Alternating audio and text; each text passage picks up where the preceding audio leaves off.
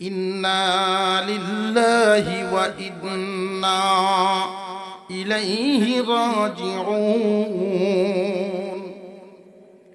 সংবাদ পাইল আপনার দোকান তো আগুনে পুড়ে গেল, উনি যাকাত দেন, নামাজি, আল্লাহর হুকুম অমান্য করে না, আল্লাহকে খুশি করে চলার চেষ্টা করে বান্দা, এরপরেও যদি দেখা যায় মুসিবত পড়ে গেছে, বান্দার জবানে শুধু এতটুকুন উচ্চারণ হবে, ইন্না লিল্লাহি ওয়া ইন্না ইলাইহি রাজিউন।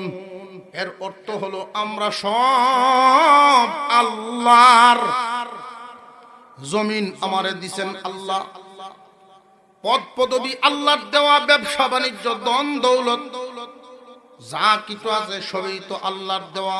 আল্লাহ দিয়েছিলেন, নিয়ে গেলেন, আমি নিজেও একদিন চলে যাব। আল্লাহ পাক রব্বুল আলামিন তখনই ডাক দিয়া কয়, বান্দারে পরীক্ষায় তুই ফাঁস। এমন হালতে আল্লাহর বান্দার মর্যাদা বৃদ্ধি হয়ে যায়।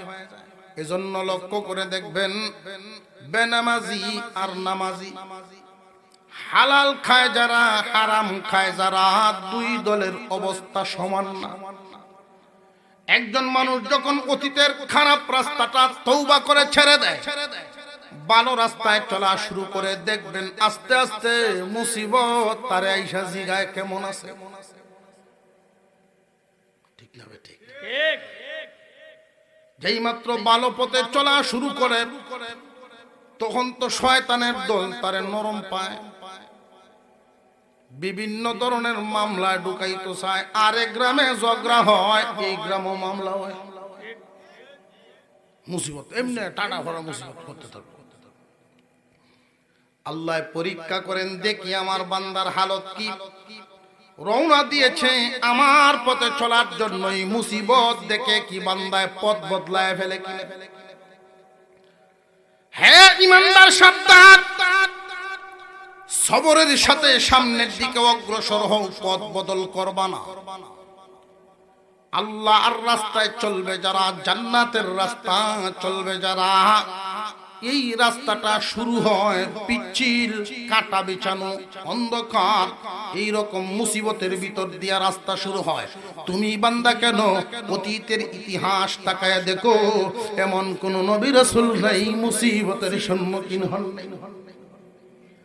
একমাত্র দুইজন মাত্র মানুষ, পয়গম্বর সুলাইমান আলাইহিস সালাম, আদম আলাইহিস সালাম, তারা দুইজন ব্যতীত এমন কোন নবী নাই নিজ দলের, নিজ কাছের মানুষ দ্বারা নির্যাতিত হন নাই।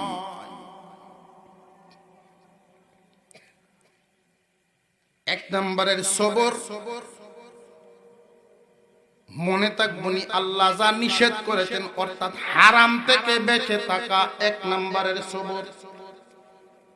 হালাল গুলো আদায় করা, অর্থাৎ আল্লাহর আদেশগুলো আদায় করা, দুই নম্বরের সবর। এই যে সবর, তিন নাম্বার সিরিয়ালে মুসিবত ফলায়া পরীক্ষা নেওয়া। এক নম্বরের সবর আর দুই নম্বরের সবর খুব খেয়াল করবেন। এইগুলোকে সবর বলা হলো কেন? আমাদের যে মন, এই দুনিয়ার জমিনে আমরা যে মন আছে, লক্ষ্য করে দেখবেন আল্লাহ যা নিষেধ করেছেন ওইগুলোর প্রতি মন পাগল। ঠিক না? ঠিক। আল্লাহ যা নিষেধ করেছেন, আল ইনসান হারিসু ফিমা মুনিয়া, মানুষ লোভী নিষিদ্ধ বস্তুর প্রতি। কারণ মানুষের মধ্যে কুকুরের স্বভাব আছে, মানুষের মধ্যে শুকুরের স্বভাব আছে, মানুষের মধ্যে সাপের স্বভাব আছে, মানুষের মধ্যে হিংস্র জানোয়ার, বাঘ সিংহের স্বভাব আছে, মানুষের মধ্যে ফেরেশতার স্বভাব আছে। যার মধ্যে যেই স্বভাবের প্রভাব হয়, কিয়ামতের কঠিন ময়দানে আল্লাহ পাক সেই আকৃতি তার মধ্যে দান করে দেন। যদি ফেরেশতার স্বভাব তার মধ্যে উদিত হয় তাহলে কি আকৃতি যাবে? প্রাণীদের ক্ষেত্রে না বুঝলাম, জাহান্নামীদের কাউরে সাপের স্বভাব, সাপের আকৃতি, বাঘের স্বভাব, বাঘের আকৃতি, কুকুরের স্বভাব, কুকুরের আকৃতি, জাহান্নামী। মানুষ সুরতে, ইনসানের সুরতে আল্লাহ জান্নাত দিবেন, জাহান্নাম জাহান্নাম। এটা জান্নাতের রূপ, ইনসানের রূপ, জান্নাতের রূপ। ফেরেশতার স্বভাব মানুষের মধ্যে আছে, কিন্তু ফেরেশতার রূপ আল্লাহ দিবেন না। কেন? মানুষকে আল্লাহ বানাইছেন এই ফেরেশতার চেয়ে সুন্দর করে। আয়াত আছে, লাকাদ খালাকনাল ইনসানা ফি আহসানি তাকওয়িম। নিশ্চয় নিশ্চয় মানুষকে সৃষ্টির সেরা সুন্দর করে বানাইলাম, সবচেয়ে সুন্দর আকৃতি দিয়ে বানাইছে। হ্যাঁ, রূপ উজ্জ্বল হবে এইরকম ইডে হুরার মতো, ইটকলাত হুরার ইডের মতো চেহারা থাকতো না। কিছুক্ষণ রইদ দাঁড়াইলে মনে হয় হুরিয়েছে। হাসরের মাঠে যখন জান্নাতে ঢুকবো, ইউসুফ আলাইহিস সালামের চেয়ে সুন্দর বানায় দিবেন। এক নম্বরের সবর মনে আছে? এক নম্বর সবর কি? বিহুদে ধৈর্য ধরো, না হারাম থেকে বেঁচে থাকো।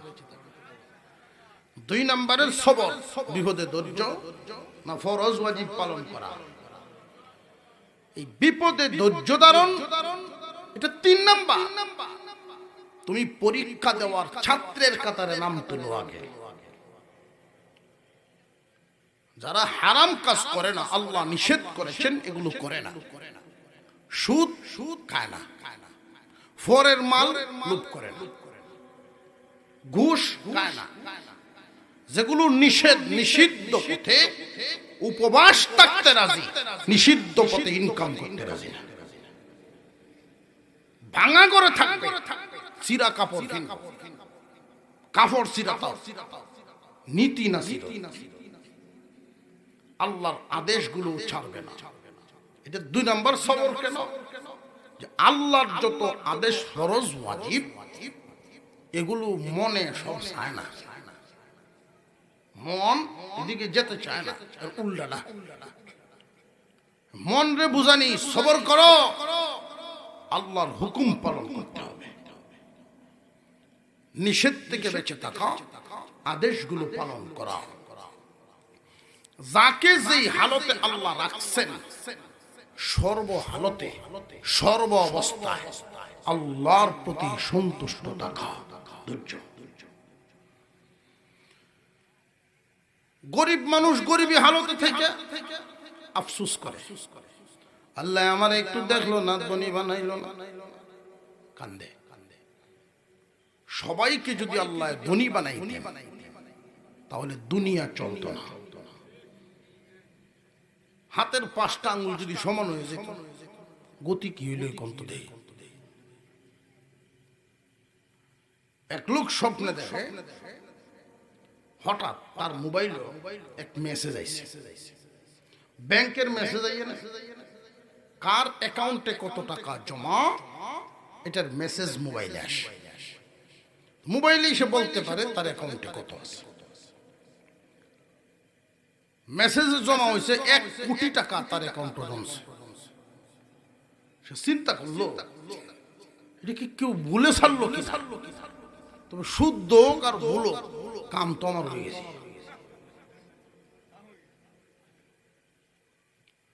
1 কোটি গেছে বাড়ি, বিবি সাহেবকে ডাকতেছে, রান্না বাড়া তো তোরা রান্ধব না, 5 বাইত গিয়ে খাইমু তোরে। বিবিও খুব খুশি, শাড়ি কাপড় কিনতে চিন্তা শুরু হয়েছে।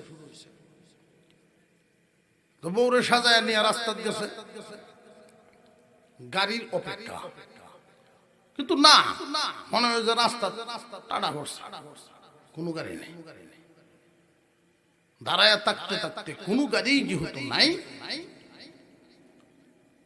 তো জিজ্ঞাসা করলে পাশের বাড়িতে একটা গাড়িওয়ালা আছে, তারে গিয়া বলে আসার জন্য। খবর নিয়ে দেখে হেও গাড়ি তালা দিয়ে থুই দিছে, তার মোবাইলেও মেসেজ আছে 1 কোটি টাকার মালিক। আমি কোটিপতি হয়েছি, এখন কি যে চালানি সময় হয়েছে আমার চালাইল না। নাটটা তো আর 5 বার যাওয়া যেত না, সেই মৌলভী বাজার।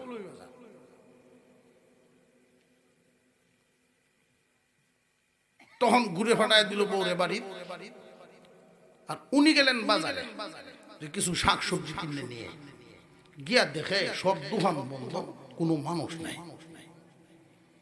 একলা শুধু ভাড়াদার।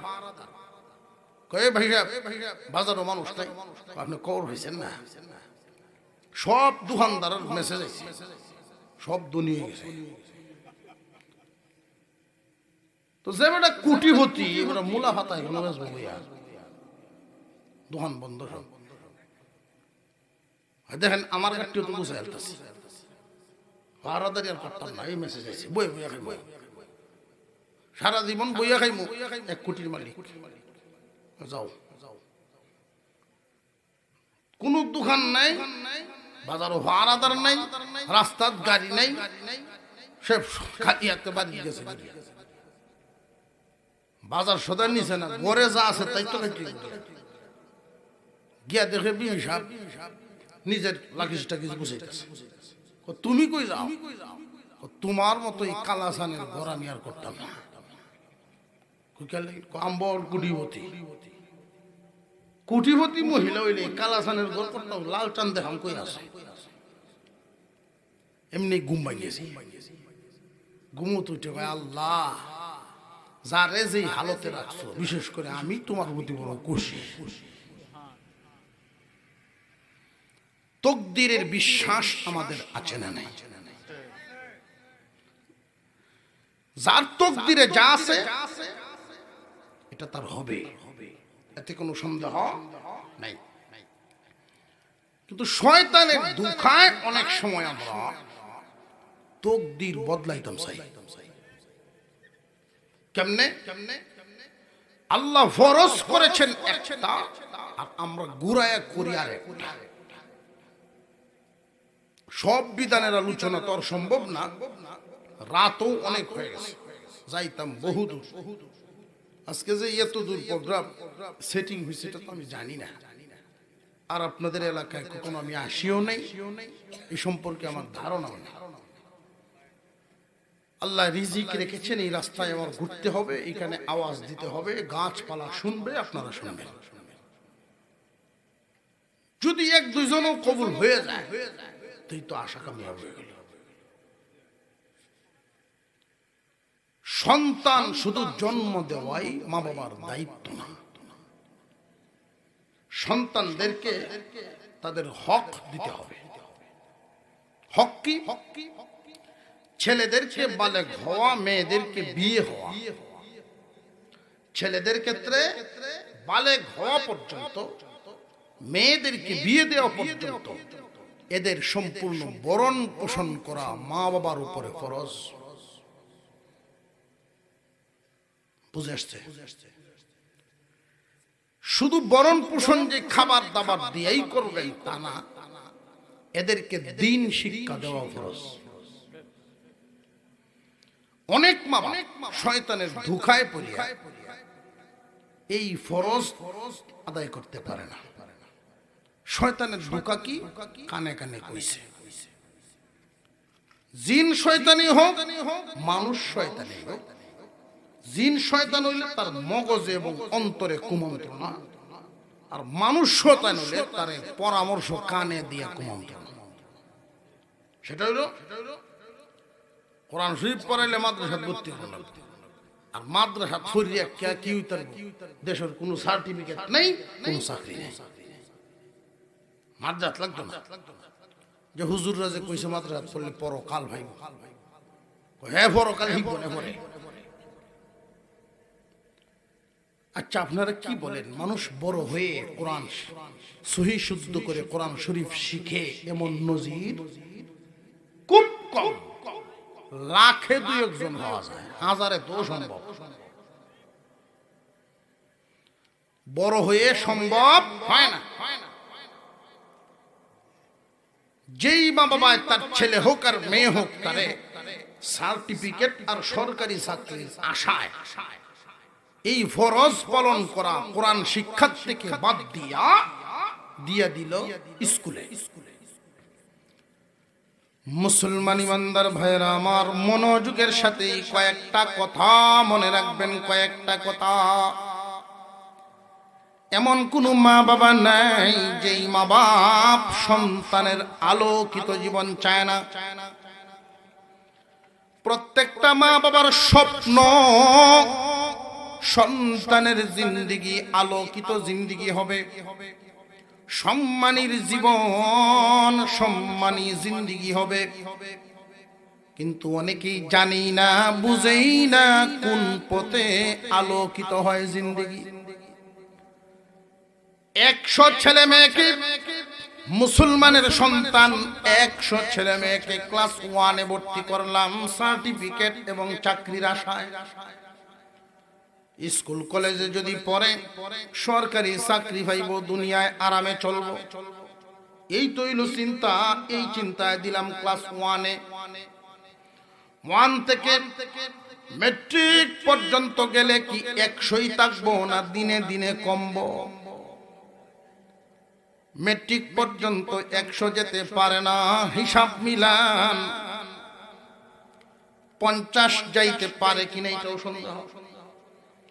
ধরে নিলাম 50 জন মেট্রিক পাস করলো, বাকি 50 জন জড়ে গেল।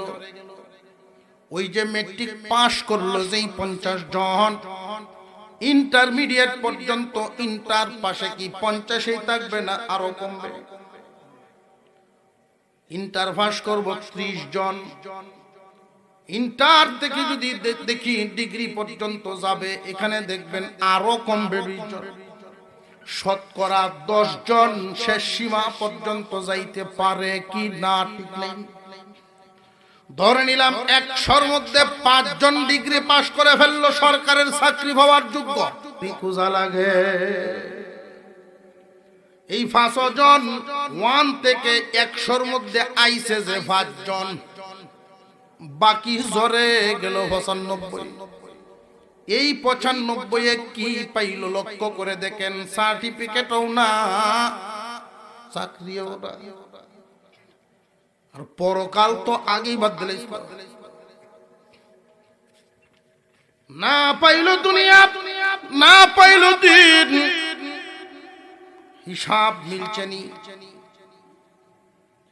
মুসলমানের সন্তান আলোকিত জিন্দেগি যদি করা লাগে, কুরআনুল কারীমের শিক্ষা মানুষের জীবনে প্রথম নেওয়া লাগবে। قال النبي صلى الله عليه وسلم إن الذي ليس في جوفه شيء من القرآن كالبيت الخريب।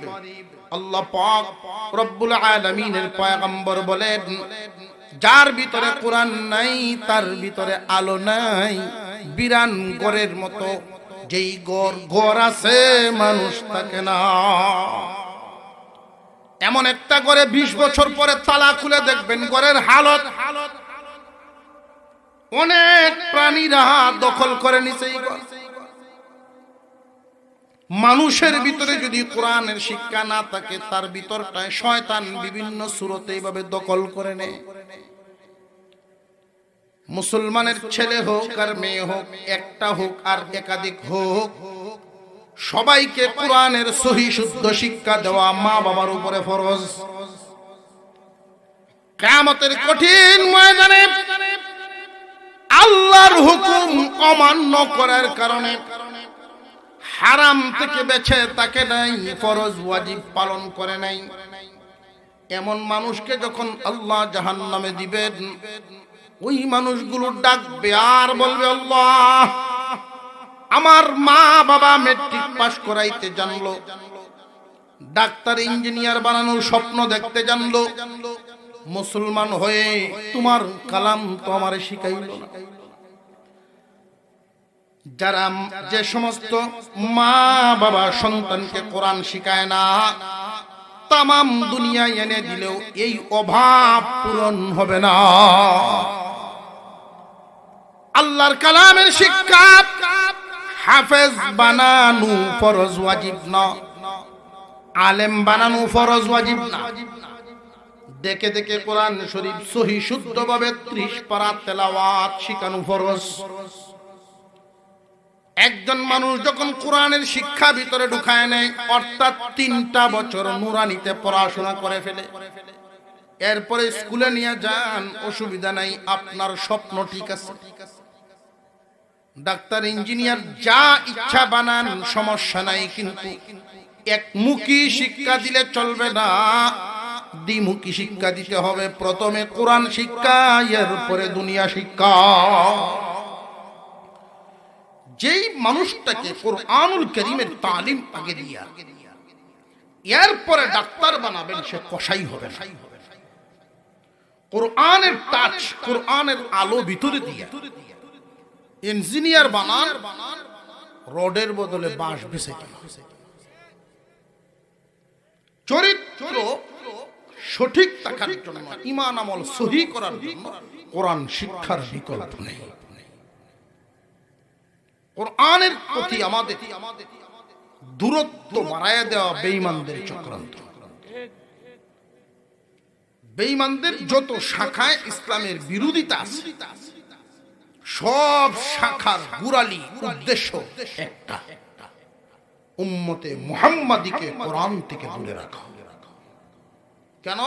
কোরআন এক পরশ পাতক, কোরআনের ঘষা লাগলেই আলো জ্বলে যায়। কোরআনের ঘষায় মাটির মানুষ সোনার মানুষ হয়ে যায়। কোরআনুল কারীম খুব খেয়াল করে, স্বাধীনতার পর থেকে, শুধু এ যাবত না, স্বাধীনতার পর থেকে এই পর্যন্ত আমাদের দেশের ক্ষতি যারা করেছে, কয়জনের ভিতরে কোরআনের শিক্ষা আছে?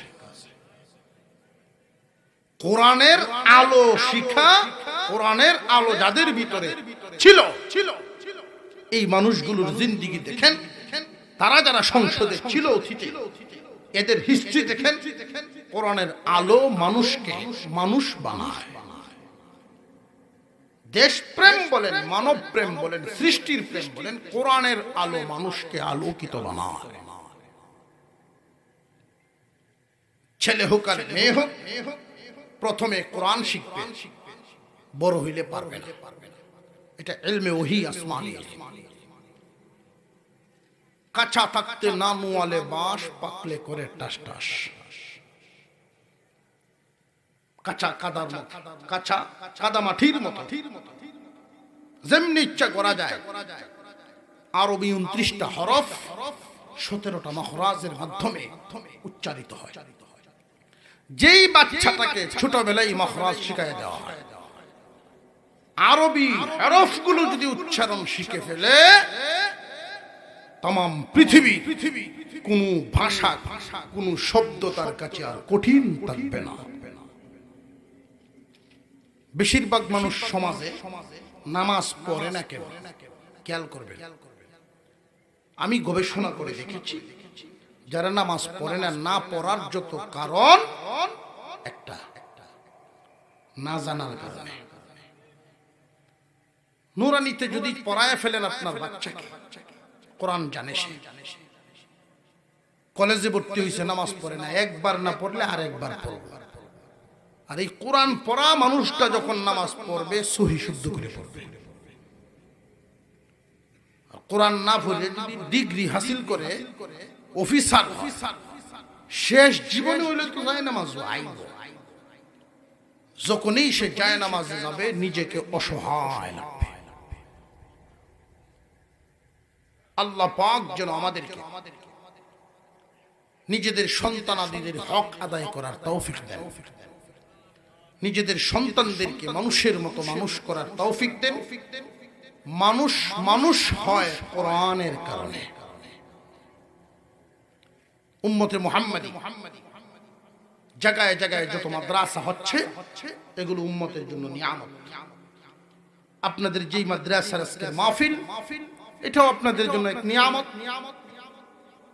আল্লাহ তাআলা এই এলাকার জন্য মরকজ হিসেবে কবুল করেন, সারা এলাকার জন্য যেন মরকজ হিসেবে আল্লাহ কবুল করেন। আবারও বলি আমি আপনাদের কাছে একটু চাইবো, এরপরই